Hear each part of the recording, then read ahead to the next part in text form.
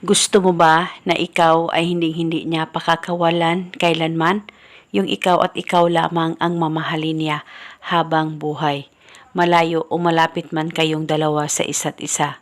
Kahit anong busy niya o kahit ano pa ang gawin niya, ay ikaw palagi ang first priority niya at ikaw palagi ang uunahin niya. Ngayon, maituturo ako sa inyo na napaka-epektibong ritual upang kailanman hindi ka pakakawalan ng partner mo. Ang gagawin mo lamang, kumuha ka ng papel at panulat, isulat sa papel ang kaniyang tunay na pangalan at apelido ng isang beses. At pagkatapos, kumuha ka rin ng isang butil na bawang, pwedeng balatan at pwedeng hindi, depende po sa inyo. At pagkatapos ay balutin mo ang bawang at kumuha ka ng pula na pantali at talian mo lamang ito. At pagkatapos mo ng matalian ito, ay hawakan ang ritual, ilapit sa baba mo, pakaisipin mo siya, mag-focus at mag-concentrate ka at ibulong mo ang mga salitang ito.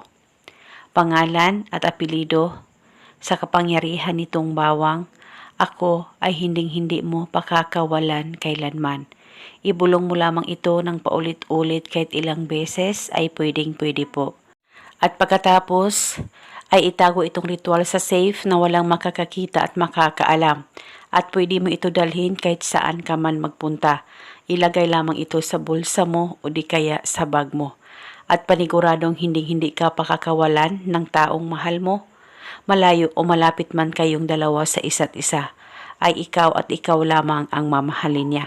Basta magtiwala ka lang ng buong buo sa mga ganitong pamamaraan. At itago o dalhin itong ritual pang matagalan.